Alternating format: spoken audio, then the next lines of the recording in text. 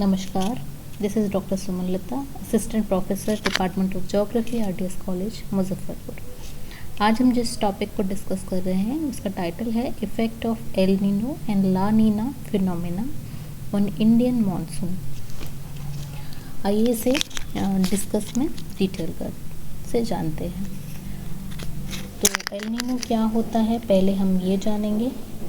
El Nino एक ऐसा phenomena है जो अफेक्ट करता है मॉनसून को या वेदर पैटर्न्स को।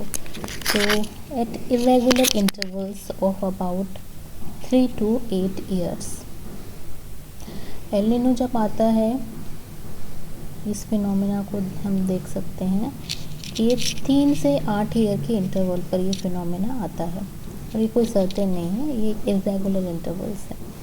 वो 8 साल भी हो सकता है, 3 साल भी हो सकता है, 2 साल भी हो सकता है, ये कोई भी इंटरवल हो सकता है। A remarkable disturbance of ocean and atmosphere occurs in the equatorial Pacific region. जब एल नीनो आता है तो एक बहुत बड़ा हमें डिस्टर्बेंस देखने को मिलता है। कहाँ पर? ओशंस में और एटमॉस्फेयर में, इन इक्वेटोरियल रीजन। इक्वेटोरियल रीजन है जो पैसिफिक रीजन में, equatorial areas of the Pacific region में ये डिस्टर्बेंस हमें देखने को मिलेगा और इसी को हम कहते हैं एल नीनो। अब ये टर्म एल नीनो कहाँ से आया? तो ये टर्म आया है, it's name comes from Peruvian fisherman. जो पेरुवियन कोस्ट है, अमेरिका का पेरू कोस्ट, जैसे इस डायग्राम में आप देख पाएंगे कि ये जो साउथ अमेरिका कॉन्टिनेंट है, यहाँ पर पेरू एक जगह है। इसी कोस्ट पर ये फिनोमेना ज़्यादा प्रोमिनेंटली हमें देखने को मिलता है। इसलिए यहाँ के जो फिशरमैन हैं, मछुआरे, उन्होंने इसका नामकरण किया है। वो refers to the Corriente del Nino और the current of the Christ child. El Nino का मीनिंग है current of the Christ child. आपने पढ़े होंगे ओशन करेंट्स, बहुत प्रकार के ओशन करेंट्स होते हैं, उनमें से एक होता है हम्बोल्ट या पेरुवियन करंट।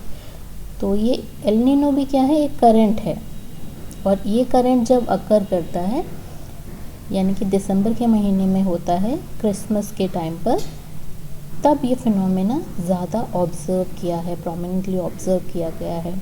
तो इसका नाम रखा है current of the Christ child. To describe an invasion of warm surface water. इसमें क्या होता है? वार्म सरफेस वाटर हो जाता है। ओशन करंट क्या है? गर्म जलधारा हो जाती है। Once every few years around Christmas time that greatly depletes their catch of fish.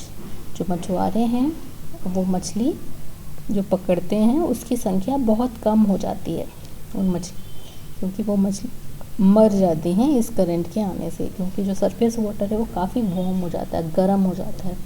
लगभग 10 डिग्री सेल्सियस तक तापमान बढ़ जाता है समुद्र के स्तर का, जो सरफेस वाटर है उसका।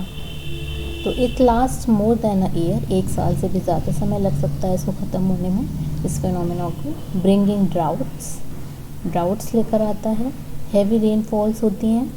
Severe spells of heat and cold, बहुत ज़्यादा, या तो बहुत गर्मी पड़ती है बहुत लंबे समय तक, या बहुत ठंडा रीजन हो जाता है। And a high incidence of cyclonic storms भी आते हैं इन पैसिफिक और ईस्टर्न कोस्ट में। In contrast to El Nino, इसकी विपरीत एक फिनोमेना है जिसे हम ला नीना कहते हैं, in which normal Peruvian coastal upwelling is enhanced. जो नॉर्मल पेरुवियन कोस्टल जो वाटर है, जितना वो राइज करता है उससे कहीं ज़्यादा राइज कर जाता है। Trade winds strengthen. जब ये ला नीना फिनोमेना आता है तब ट्रेड विंड क्या है? बहुत ज़्यादा तेज़ हो जाती हैं, स्ट्रॉन्ग हो जाती हैं। And cool water is carried far westward, जिसकी वजह से विंड्स के स्पीड की वजह से, विंड की बहुत ज़्यादा स्ट्रेंथन हो जाने की वजह से जो कोल्ड वाटर है पेरुवियन कोस्ट का, अब वो वेस्टवर्ड बहुत ज़्यादा तेज़ी से फ्लो होने लगता है इन एन इक्वेटोरियल प्लेन। अब आते हैं नॉर्मल कंडीशंस क्या हैं। Normally the cold Humboldt Peru current flows northward of the south American coast. Normal conditions जब होते हैं तो जो साउथ अमेरिका का ये जो कोस्ट है ना, western part of south America और जो ईस्टर्न रीजन है पैसिफिक ओशन का, यहाँ पे नॉर्मली हम्बोल्ट नाम का एक करंट फ्लो करता है साउथवर्ड, साउथ से लेकर नॉर्थ की तरफ फ्लो करता है। And then at about equator, और इक्वेटर पे जाके ये टर्न करता है वेस्टवर्ड अक्रॉस द पैसिफिक, और ये साउथ इक्वेटोरियल करंट के रूप में फ्लो होने लगता है, बहने लगती है ये जलधारा साउथ इक्वेटोरियल करंट के नाम से। The Humboldt current is fed up. अब इसको बहने के लिए, इस करंट को फ्लो होने के लिए क्या होता है, fed up by the upwelling of cold deep water. यहाँ पे हमेशा अपवेलिंग होती रहती है, यानी कि नीचे से ठंडा जलधारा ऊपर आती रहती है और काफ़ी डीप वाटर जो है ऊपर आता रहता है, और ये जलधारा ठंडी जलधारा के रूप में साउथ से नॉर्थ की तरफ बहती है। ब्रिंगिंग विथ न्यूट्रिएंट्स, और बहुत सारे न्यूट्रिएंट्स अपने साथ लेके आती है जलधारा, जो वहाँ पे मैरीन लाइफ है उसके लिए, जो उससे फूड सप्लाई होती है। With the onset of El Nino, लेकिन जब एल नीनो फिनोमिना आता है, जब एल नीनो इवेंट हो जाती है, तब क्या होता है, अपवेलिंग सीजेस। जो अपवेलिंग हो रही थी कोल्ड वाटर की फ्रॉम डीप सी, अब वो बंद हो जाती है, ठीक है। Upwelling ceases, the cool water is replaced by warm. अब जो ठंडी जलधारा है, अब वो वार्म वाटर से, अब वहाँ पे वार्म वाटर फ्लो होने लगता है फ्रॉम द वेस्ट साइड, ठीक है। अब ये जलधारा क्या है, गर्म जलधारा हो जाती है और वेस्टर्न साइड से वाटर फ्लो होने लगता है। पहले क्या हो रहा था, साउथ से नॉर्थ की तरफ बह रहा था, अब ये वाटर वेस्टर्न साइड से आके यहाँ पे जमा होने लगता है, और ये कैसा होता है, वार्म वाटर होता है, जिससे क्या होता है, and abundant marine life disappears. बहुत सारी यहाँ पे मरीन लाइफ होती हैं, प्लांट्स और एनिमल्स होते हैं, वो अब डिसअपियर हो जाते हैं, नष्ट हो जाते हैं।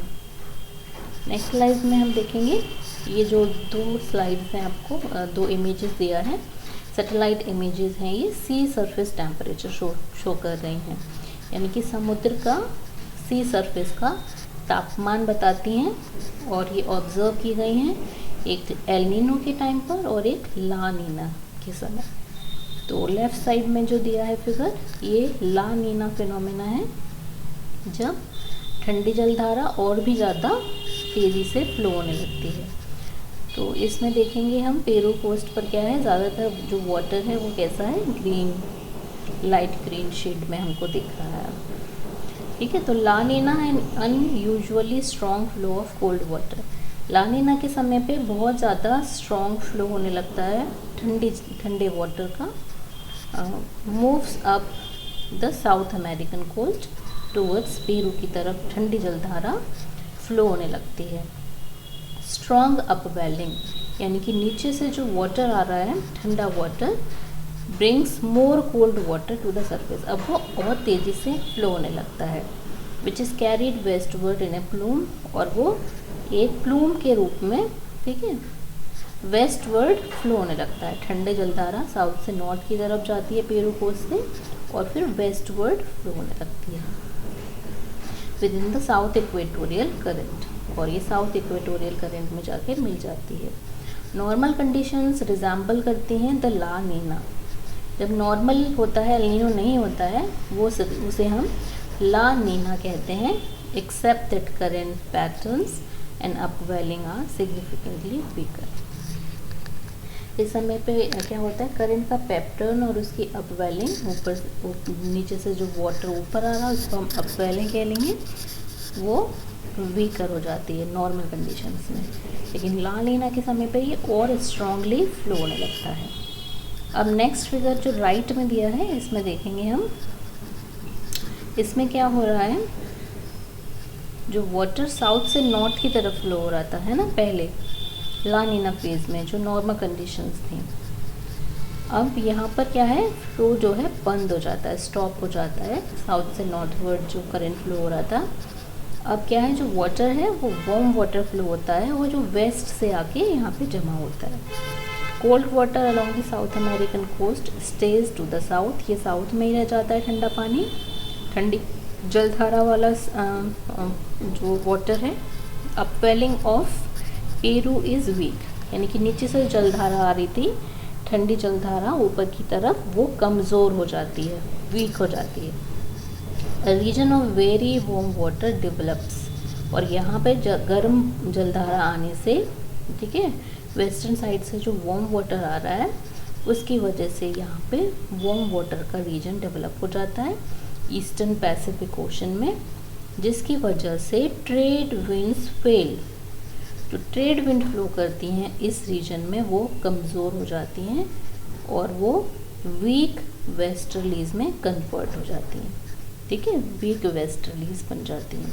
ट्रेड विंड क्या है, ईस्टर्ली विंड्स हैं, लेकिन जब एल नीनो आता है तो ट्रेड विंड क्या है, नहीं ब्लो करती हैं, उसकी जगह पर वीक वेस्टर्लीज ब्लो करने लगती हैं।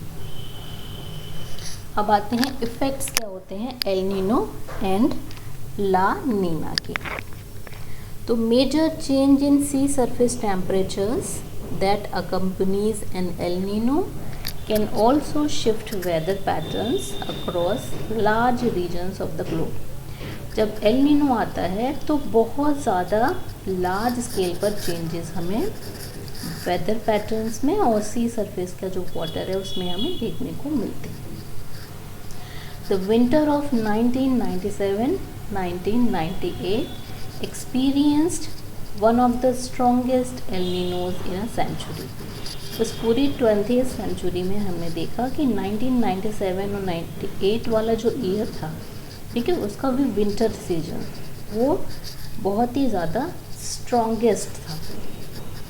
इसकी वजह से क्या हुआ, बहुत तेज़ी से टोरेंशियल रेन्स हुई, जिसने पूरा पेरुवियन कोस्ट को, ठीक है, तहस नहस कर दिया, and the Ecuadorian coast ranges producing mud flow, जिसकी वजह से बहुत ज़्यादा मड फ्लो हुआ, बहुत सारी डेब्रीज जमा हो गई, ठीक है, बहुत जो पहाड़ हैं टूट टूट कर ज़मीन पर गिरने लगे, avalanches and extensive river flooding, बहुत ज़्यादा रिवर फ्लडिंग होने लगी क्योंकि जो रेनफॉल हुई वो बहुत ज़्यादा अमाउंट में एक्सपीरियंस की गई।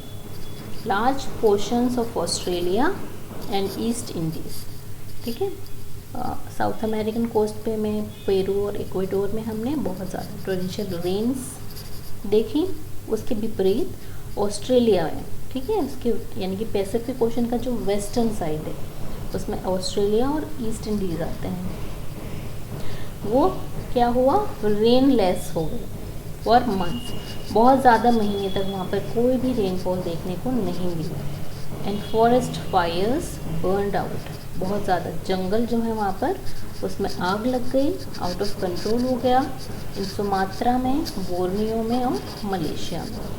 ईस्ट अफ्रीका में क्या हुआ, केनिया जो एक कंट्री है, experienced rainfall of 1000 millimetre above normal से 1000 मिलीमीटर वहाँ पे ज़्यादा रेनफॉल देखने को मिली। नॉर्थ अमेरिका में अ सीरीज़ ऑफ पावरफुल विंटर और स्टॉर्म्स देखने को मिले, ठीक है, विंटर में जो बहुत तेज़ हवाएं चलती हैं, पावरफुल विंटर और स्टॉर्म्स देखने को मिले, जिसकी वजह से पैसिफिक जो कोस्ट है आपका, पूरा पैसिफिक कोस्ट पर ऐसा देखने को मिला। Doing extensive damage in California में बहुत ज़्यादा डैमेज जिसने किया, टोर्नाडोज आ गए, ठीक है, एक तरह के साइक्लोन्स होते हैं tornadoes, tropical cyclones. Rip through Florida, जिसने फ्लोरिडा में बहुत ज़्यादा बर्बादी की, killing over 40 people and destroying more than 800 homes, जिसे 40 लोग मारे गए हैं ना, और 800 से ज़्यादा जो घर हैं वो टूट गए या बर्बाद हो गए।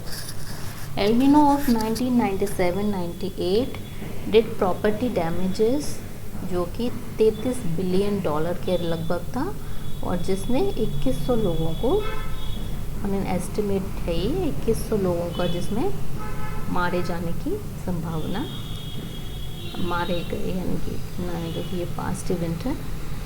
El Nino of 1997-98 was rapidly followed. El Nino जैसे ही फिनिश हुआ, ख़त्म हुआ, उसके बाद ला नीना इवेंट देखने को मिला 1998 में, 99 में। The result word heavier monsoon rain. इसकी वजह से क्या हुआ इंडिया में, ठीक है, भारत में क्या हुआ और ऑस्ट्रेलिया में बहुत ज़्यादा रेनफॉल देखने को मिली हमें। नॉर्थ अमेरिका में विंटर कंडीशंस बहुत ज़्यादा कोल्ड हो गई, विंटर्स नॉर्मल से, और north west and upper middle east में भी। The eastern Atlantic region endured droughts, जबकि ईस्टर्न अटलांटिक रीजन में क्या हुआ, अटलांटिक कोस्ट का जो ईस्टर्न पार्ट है उसमें ड्राउट्स हमें देखने को मिले स्प्रिंग और अर्ली समर सीजन में। The hurricane season of 1998 spawning the monster storm hurricane which was deadliest in the past 2 centuries। ठीक है, ला नीना पीरियड में क्या हुआ, हरिकेन्स हमें देखने को मिले बहुत ज़्यादा, जो कि डेडलीस्ट से पिछले 2 सेंचुरीज़ में ऐसा नहीं हुआ था। तो ये थे इफ़ेक्ट्स जो एल नीनो और ला नीना की वजह से हमें देखने को मिलते हैं ऑल ओवर द वर्ल्ड। अब एक टर्म यूज़ होता है एल नीनो के साथ बहुत ज़्यादा, एल नीनो एंड ENSO। अब ये ENSO है क्या, इसके बारे में हम जानते हैं। In an El Nino year a major change in the barometric pressure occur. ठीक है, जब एल नीनो आता है तो बहुत ज़्यादा प्रेशर, एटमॉस्फेरिक प्रेशर में बहुत ज़्यादा चेंजेस आते हैं across the entire stretch of equatorial zone. पूरा जो इक्वेटोरियल रीजन है आपका उसमें, और ये साउथ ईस्टर्न एशिया तक हमें देखने को मिलता है। Normally low pressure prevails over northern Australia. Normal conditions में क्या होता है कि जो ऑस्ट्रेलिया वाला रीजन है वहाँ पर लो प्रेशर होता है। ऑस्ट्रेलिया एंड ईस्ट इंडीज़ का इस फिगर में हम देख पाएंगे। ये जो है फिगर, ये नॉर्मल कंडीशंस के लिए है। इसमें क्या है, स्ट्रॉन्ग लो प्रेशर डेवलप होता है ऑस्ट्रेलिया और उसका ईस्ट इंडीज़ वाला जो पार्ट है, और high pressure eastern Pacific reason में बनता है, और यहाँ नॉर्थ में और साउथ में। तो जिसकी वजह से क्या होता है, ट्रेड विंड्स फ्लो करती हैं high to low. Strong trade wind यहाँ पे दिख रही हैं हमें, साउथ ईस्ट ट्रेड विंड्स और नॉर्थ ईस्ट ट्रेड विंड्स। अब ये ट्रेड विंड यहाँ से ब्लो करती हैं, तो ये जनरली क्या होता है, साउथ ईस्टर्न ये जो पार्ट है साउथ अमेरिका का, ये ड्राई रहता है जब नॉर्मल कंडीशंस होती हैं विंटर सीजन में। इसके नीचे एक डायग्राम दिया है। तो ऑस्ट्रेलिया में लो प्रेशर की वजह से यहाँ पे बहुत ज़्यादा रेनफॉल होती है नॉर्मल सीज़न में, क्योंकि यहाँ जो कि विंड्स हैं वो अपवर्ड ब्लो करती हैं, ऊपर की तरफ ब्लो करती हैं, और जो प्रेशर है हाई प्रेशर डेवलप होता है। सब्सिडेंस हो रहा है यहाँ पर साउथ अमेरिकन साइड में, और यहाँ पे ड्राई कंडीशंस हैं, और जिसकी वजह से क्या हो रहा है, कोल्ड अपवेलिंग, पानी जो है ठंडा पानी ऊपर की तरफ धारा बहती है, जो कि वेस्टर्न साइड में फिर ब्लो करने लगती है, बहने लगती है। तो यही बता रहे हैं कि जो नॉर्मली जब कंडीशंस होती हैं तो low pressure prevails over northern Australia और ईस्ट इंडीज़ में एंड न्यू गिनी में लो प्रेशर होता है, where the largest and warmest body of ocean water is located, जो हमने फिगर में अभी देखा। The abundant rainfall occurs in this area during December, जिसकी वजह से बहुत ज़्यादा रेनफॉल हमें दिसंबर के महीने में यहाँ पर एक्सपीरियंस की जाती है, which is high sun period in the southern hemisphere. और इसमें क्या होता है, जो सन होता है वो सदर्न हेमिस्फीयर में वर्टिकल रेज होती हैं। सदर्न हेमिस्फीयर में सन होता है। During an El Nino event, जब एल नीनो आता है तो low pressure system is replaced by a weak high pressure. तो यहाँ ऑस्ट्रेलिया वाला जो रीजन है यहाँ पर लो प्रेशर रिप्लेस हो जाता है और यहाँ पर a weak high pressure zone develop हो जाता है, जिसकी वजह से local drought ensures. Pressures drop in the equatorial zone of the eastern Pacific. Eastern Pacific region जो कि नॉर्मल कंडीशन में वहाँ हाई प्रेशर होता है, अब वो प्रेशर कम हो जाता है, प्रेशर ड्रॉप कर जाता है, स्ट्रेंथनिंग द इक्वेटोरियल ट्रफ, और यहाँ पर लो प्रेशर होने लगता है। Rainfall is abundant in this low pressure region. अब क्या होता है ईस्टर्न पार्ट में, इस फिगर में हम देख रहे हैं क्या हो रहा है, यहाँ पर वीक लो हो गया, ठीक है, लो प्रेशर का है, वीक होने लगा, और यहाँ पे हाई प्रेशर वीक होने लगा। लो प्रेशर अब क्या है शिफ्ट करके यहाँ पहुँच गया इस रीजन में, और इसकी वजह से जो रेनफॉल है इंडियन रीजन में होनी चाहिए थी, ऑस्ट्रेलिया साइड में होनी चाहिए थी, वो वहाँ ना होकर अब शिफ्ट कर जाती है ईस्टर्न में, जहाँ पे लो प्रेशर डेवलप हुआ है वहाँ पे रेनफॉल होने लगती है। साथ ही साथ रेनफॉल यहाँ पे भी देखने को मिली है हमें साउथ अमेरिका में, ठीक है, क्योंकि यहाँ पर क्या है लो प्रेशर डेवलप हो जाता है, और ट्रेड विंड्स क्या है वीक होने लगती हैं, यहाँ पर वीक ट्रेड के रूप में फ्लो करने लगती हैं, और वीकर वेस्ट वन करेंट, जो करेंट्स हैं यहाँ वीक होके वेस्ट मूवमेंट होने लगता है। तो जब एल नीनो होता है, the shift in barometric pressure pattern is known as, और ये जो शिफ्ट है ना, नॉर्मल कंडीशन से जो शिफ्ट हो जा रहा है, यहाँ पे लो था वहाँ पे हाई प्रेशर हो जा रहा है, जहाँ हाई प्रेशर था वहाँ लो हो जा रहा है, इसी शिफ्ट को हम सदर्न ऑसिलेशन कहते हैं। And the two phenomena El Nino और सदर्न ऑसिलेशन, इन दोनों फिनोमेना को जोड़ के एक टर्म बना गया है ENSO, El Nino southern oscillation. इसमें क्या होता है surface winds and currents change करते हैं अपना direction with this change in the pressure. Pressure में परिवर्तन हो जाने से सरफेस विंड और सरफेस करंट भी चेंज होने लगते हैं। नॉर्मल कंडीशंस होती हैं जब स्ट्रॉन्ग विंड्स फ्लो करती हैं, ट्रेड विंड जो कि वेस्ट की तरफ मूव करती हैं, east to west, causing very warm ocean water to move to the western Pacific, ठीक है, वार्म वाटर वहाँ से सरफेस पे ले जाती हैं और वो वेस्ट की तरफ शिफ्ट करती हैं। अब जो वाटर यहाँ पे जगह खाली हो गई वार्म वाटर की, वहाँ पे पाइल अप, वहाँ पे क्या होता है ऊपर अपवेलिंग होने लगती है कोल्ड वाटर की। This westward motion causes normal upwelling South American coast पर as bottom water carry up to replace the water drag to the west. जो वेस्ट में जो वाटर चला गया उसकी जगह को रिप्लेस करने के लिए नीचे से कोल्ड वाटर सरफेस पे आने लगता है। लेकिन जब एल नीनो इवेंट होगा, during an El Nino event easterly trade wind weak हो जाती हैं with change in atmospheric pressure, क्योंकि वहाँ पे हाई प्रेशर होता था पहले, अब क्या है लो प्रेशर हो गया है, इसकी वजह से जो ट्रेड विंड है वो वीक हो गई हैं। Without the westward pressure of trade winds warm water surge eastward. अब जो वार्म वाटर है वो ईस्टवर्ड फ्लो करने लगता है। Sea surface temperature and actual sea level rise of the tropical western coast of America's.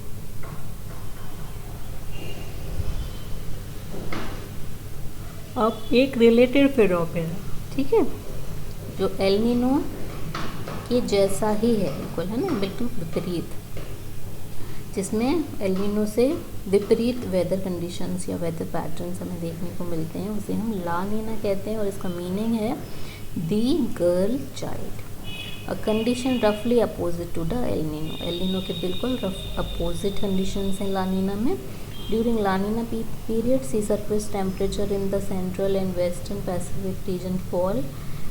Temperature क्या हो जाता है, कम हो जाता है, एवरेज से भी कम हो जाता है. This happen because of the southern Pacific tropical high becomes very strongly develop. यहाँ पे क्या है, पैसिफिक सब ट्रॉपिकल हाई डेवलप हो जाता है हाई सन सीजन की वजह से. द रिजल्ट इज़ अब normally strong easterly trade wind, और ईस्टर्ली ट्रेड विंड बहुत ज़्यादा स्ट्रॉन्ग हो जाती हैं जब ला नीना आता है, और इतना ज़्यादा इनका फोर्स होता है इन विंड्स का, more than normal amount of water, warm surface water westward flow होने लगता है. ठीक है, नॉर्मल कंडीशन से भी ज़्यादा तेज़ी से जो वार्म सरफेस वाटर है ईस्ट की तरफ फ्लो होने लगता है ट्रेड विंड स्ट्रॉन्ग हो जाने से, जिससे अपवेलिंग, जो नीचे से अपवेलिंग हो रही थी वेस्टर्न कॉन्टिनेंटल कोस्ट पर, वो बढ़ जाती है. एल नीनो और ला नीना एक इरेगुलर इंटरवल्स पे आते हैं, जैसा हम पहले ही बता चुके हैं, with varying degree of intensity भी इनकी वेरी करती है. व्हेन सीवियर, जब बहुत ज़्यादा सीवियर होते हैं ये, these events can have disastrous effects on weather around the world. ठीक है, पूरे वर्ल्ड के वेदर को ये चेंज कर देते हैं, बहुत ज़्यादा इफ़ेक्ट करते हैं बुरी तरीके से. रेनफॉल इन टेम्परेचर साइकिल भी चेंज होती हैं. ठीक है, बारिश होना और तापमान में बहुत ज़्यादा परिवर्तन हो जाते हैं, और ये फ्लड्स, ड्राउट या टेम्परेचर एक्सट्रीम्स हमें देखने को मिलती हैं इन फिनोमेना की वजह से. और एल नीनो इवेंट जो हमने नोटिस किए हैं, जो अब तक हमने नोटिस किए हैं, तो 1982 में एक एल नीनो आया था, 82, 83, 89, 90 में एल नीनो था, 91, 92 में, 94, 95 में, वो एक 97, 98 में जो बहुत ही स्ट्रॉन्गेस्ट था उस सेंचुरी का, 2002 एंड 3 में इवेंट्स हमें देखने को मिली थी. तो इस फिगर में हमने देखा. अब नेक्स्ट फिगर है ये बता रहा है कि एल नीनो जब आता है, southern oscillation drastically alter the climate, बहुत सारे रीजन्स का क्लाइमेट बदलता है. तो जो शेड्स है पहला, इसकी वजह से ड्राई रीजन्स, जब एल नीनो आएगा तो ये वाले जो रीजन्स हैं वो क्या है, ड्राई क्लाइमेट को शो करेंगे, दिस एंड दिस.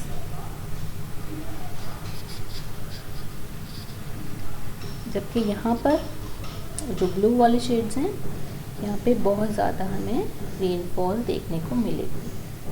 और ग्रीन शेड, जहाँ पे ग्रीन शेड आपको दिख रहा है, ये रीजन क्या है, कोल्डर शो करेंगे. जब एल नीनो फिनोमेना आएगा तो ये नॉर्मल कंडीशन से ज़्यादा कोल्डर हो जाएंगे. और ये जो रीजन्स हैं, ये वाला पार्ट, ये बहुत ज़्यादा वार्म हो जाएंगे जब एल नीनो फिनोमेना आएगा. तो ये जो टॉपिक था हम ख़त्म करते हैं, और इसको समझने में कोई अगर डिफ़िकल्टी हुई हो आपको, तो आप मुझे कमेंट में लिख के बता सकते हैं. Thank you. फिर मिलेंगे एक नए वीडियो, नए लेक्चर, नए टॉपिक के साथ.